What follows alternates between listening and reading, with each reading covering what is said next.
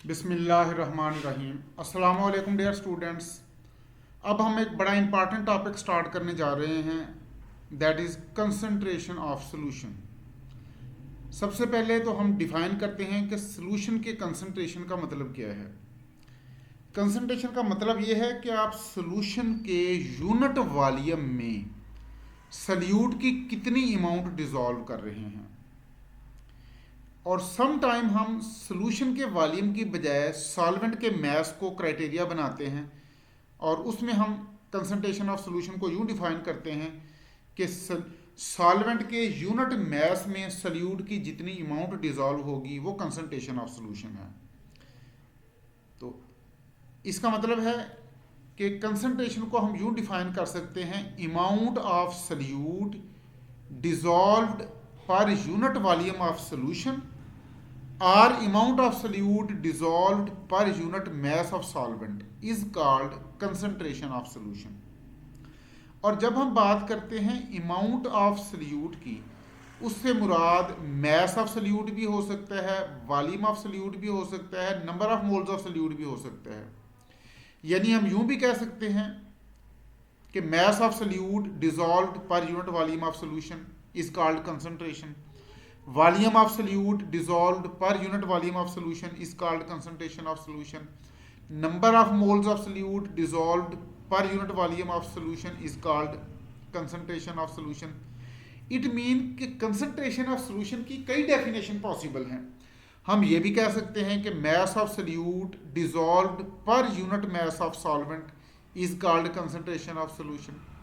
हम ये भी कह सकते हैं कि volume of solute dissolved per unit mass of solution is called concentration of solution। or number of moles of solute dissolved per unit mass of solvent is called concentration of solution। तो ये जो definition हमने लिखी है ये बड़ी comprehensive definition है कि amount of solute dissolved per unit volume of solution और amount of solute dissolved per unit mass of solvent, it is called concentration of solution। it mean कि solution की concentration को कई तरह से express किया जा सकता है। there are number of ways to express concentration of solution। अब हम आगे चल के, चूंकि हम इसी को डिटेल से पढ़ेंगे, the number of ways to express concentration of solution, solution को कितने तरीकों से एक्सप्रेस किया जा सकता है, ये यूं समझ लें कि सॉल्यूशन की यूनिट्स कितनी हैं। तो ये मैंने यहां पर 15 वेज लिखे हैं, इससे ज़्यादा भी हो सकते हैं। यानी आप यूं भी कह सकते हैं कि देयर आर 15 और even sometime more than 15 ways to express concentration of solution. Solution के कंसंट्रेशन को एक्सप्रेस करने के कई तरीके हैं, इनमें से 15 मैंने लिखे हैं, 15 से ज़्यादा हैं वैसे overall. Number of ways to express concentration of solution are greater than 15, लेकिन ये 15 कॉमन मेथड्स हैं। अब इसको हम यूं भी कह सकते हैं कि there are 15 different units of concentration of solution.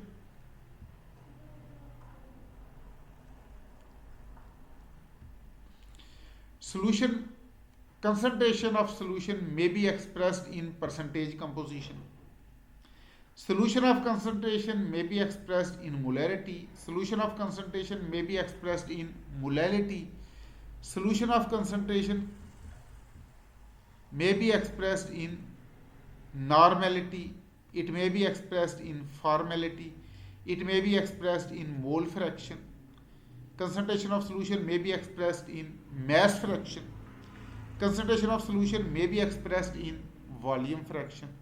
Concentration of solution को हम ग्राम पर लीटर में भी एक्सप्रेस कर सकते हैं, ग्राम पर डेसीलीटर में भी एक्सप्रेस कर सकते हैं, ग्राम पर मिलीलीटर में भी एक्सप्रेस कर सकते हैं, और ppm में भी एक्सप्रेस कर सकते हैं कंसंट्रेशन ऑफ सॉल्यूशन को, ppb में भी एक्सप्रेस कर सकते हैं, ppt पार्ट्स पर ट्रिलियन में भी एक्सप्रेस कर सकते हैं, किलोग्राम पर क्यूबिक मीटर में भी एक्सप्रेस कर सकते हैं। अब ये जो 15 वेज हमने लिखे हैं, 15 तरीके लिखे हैं, इसमें से सिर्फ 2 कंसंट्रेशन यूनिट जो है वो सिस्टम इंटरनेशनल में फॉल करती हैं। और वो है molality and kilogram per cubic metre. ये दोनों कंसंट्रेशन की सिस्टम इंटरनेशनल यूनिट्स हैं। इसके अलावा बाकी जितनी भी यूनिट्स हैं ये सिस्टम इंटरनेशनल यूनिट नहीं है। तो ये हम आगे चल के इनको जरा देखेंगे कि ये मोलैलिटी और किलोग्राम पर क्यूबिक मीटर क्यों सिस्टम इंटरनेशनल यूनिट्स हैं और बाकी जो हैं वो सिस्टम इंटरनेशनल यूनिट क्यों नहीं है। अब ये 15 या 15 से ज़्यादा जो तरीके हैं सोल्यूशन के कंसंट्रेशन को एक्सप्रेस करने के, इसमें मोलैरिटी मोस्ट कॉमन है और मोलैरिटी के लिहाज से सोल्यूशन बनाना आसान है। लेकिन मोलैलिटी और नॉर्मेलिटी, इन तीनों में एक प्रॉब्लम है कि ये तीन कंसंट्रेशन यूनिट्स उसी वक्त यूज हो सकती हैं अगर आपको सल्यूट की नेचर का इल्म है। यानी अगर आपको पता है कि आप कौन सा सल्यूट ले रहे हैं, फिर आप मोलैरिटी के लिहाज से, मोलैलिटी के लिहाज से, नॉर्मेलिटी के लिहाज से उनका सोल्यूशन बना सकते हैं। अगर आपको सल्यूट की नेचर का इल्म नहीं है तो फिर आप मोलैरिटी, नॉर्मेलिटी ये नहीं यूज कर सकते। क्यों? कि जब आप सोल्यूशन बनाते हैं मोलैरिटी के लिहाज से, मोलैलिटी के लिहाज से, नॉर्मेलिटी के लिहाज से, इन तीनों तरीकों में आपको सल्यूट के मोलर मैस का इल्म होना चाहिए।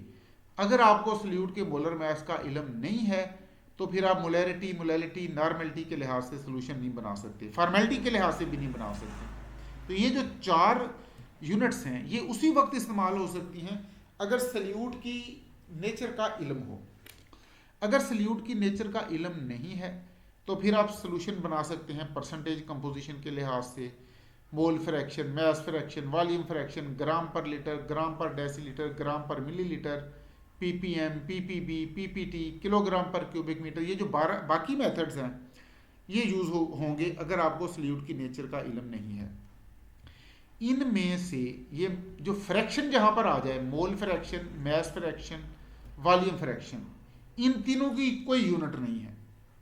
बाकी जितनी कंसंट्रेशन की को एक्सप्रेस करने के तरीके हैं इनकी कोई ना कोई यूनिट है। फॉर एग्जांपल मोलैरिटी की यूनिट है mole per cubic decimetre, molality की यूनिट है मोल पर किलोग्राम, और ये mole per kilogram system international unit है। नॉर्मेलिटी की यूनिट है mole, number of gram equivalent per cubic decimetre, तो gram equivalent per cubic decimetre. Formality की unit है formula mass per unit per cubic decimetre. Gram per litre, अब इसकी unit इसके नाम के अंदर ही मौजूद है, इसकी यूनिट ग्राम पर लीटर ही है। इसी तरह ग्राम पर डेसीलीटर की यूनिट भी ग्राम पर डेसीलीटर ही है। ग्राम पर मिलीलीटर की यूनिट ग्राम पर मिलीलीटर ही है। पीपीएम, इसकी यूनिट 4 तरह की है। मोस्ट कॉमन यूनिट पीपीएम की है मिलीग्राम पर लीटर। वैसे इसको मिलीग्राम पर किलोग्राम में भी रिप्रेजेंट किया जाता है, मिलीलीटर पर लीटर में भी रिप्रेजेंट किया जाता है, और मिली लीटर पर किलोग्राम या मिलीग्राम पर मिलीलीटर, ये 4 तरीके हैं। ये हम आगे चल के इनको डिटेल से पढ़ेंगे। अब पीपीबी, इसकी मोस्ट कॉमन यूनिट है माइक्रोग्राम पर लीटर, और पीपीटी की यूनिट है नैनोग्राम पर litre. Kilogram per cubic metre, इसकी यूनिट भी किलोग्राम पर क्यूबिक मीटर ही है। और ये जो परसेंटेज कंपोजिशन है इसको रिप्रेजेंट करने के भी 4 मेथड हैं। Percentage mass by mass, percentage mass by volume, percentage volume by mass, percentage volume by volume.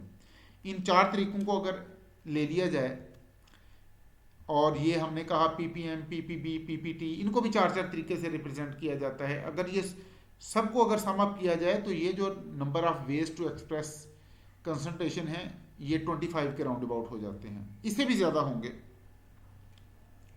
तो कल से हम डिटेल से इसको पढ़ना शुरू करेंगे। परसेंटेज कंपोजिशन से हम स्टार्ट करेंगे।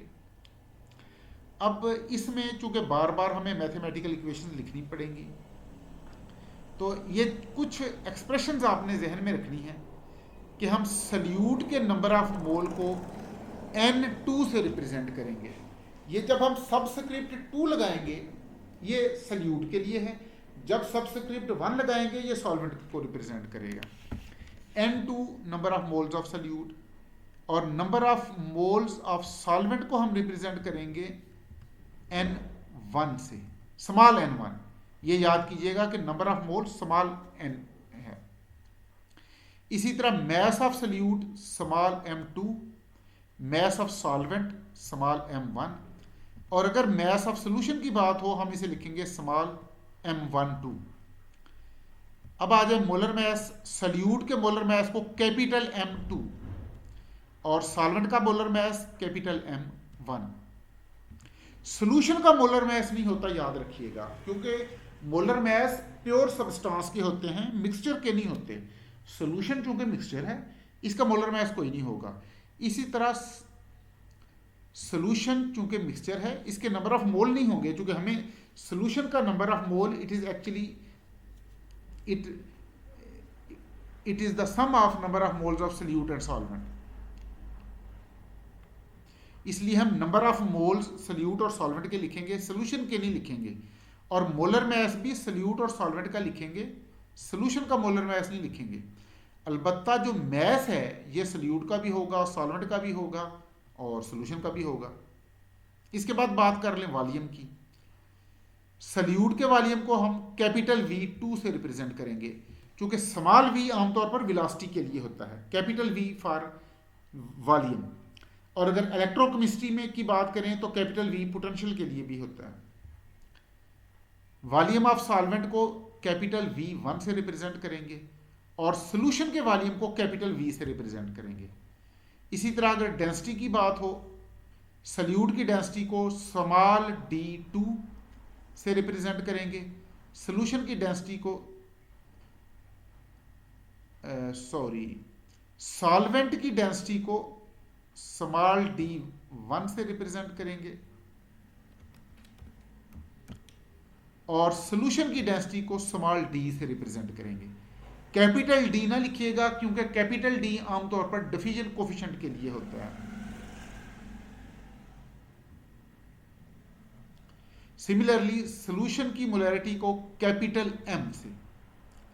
अगर सिर्फ कैपिटल M लिखा हो और बात सॉल्यूशन की चल रही हो तो कैपिटल M का मतलब होगा मोलैरिटी ऑफ सॉल्यूशन और कैपिटल M1 का मतलब होगा molar mass of solvent, capital M2 का मतलब होगा मोलर मैस ऑफ सॉल्यूट। इसी तरह अगर सिर्फ स्मॉल m लिखा हो, small m mean molarity of solution, और स्मॉल m1 हो तो mass of solvent, small m2 हो तो mass of solute, small m12 हो तो मैस ऑफ सॉल्यूशन। और अगर कैपिटल N लिखा हो it is normality of solution, और स्मॉल n हो तो number of mole of small n1 हो तो number of mole of solvent, small n2 हो तो number of moles of solute. तो कल से हम स्टार्ट करेंगे इसको ज़रा डिटेल से, और स्टार्ट हम करेंगे परसेंटेज कंपोजिशन से। ये सारी यूनिट्स हम डिस्कस करेंगे और फिर तरीका पढ़ेंगे कि एक यूनिट को दूसरी यूनिट में कन्वर्ट कैसे करते हैं। तो ये इंशाल्लाह नेक्स्ट लेक्चर में। अपना ख्याल रखिएगा। अल्लाह हाफिज़।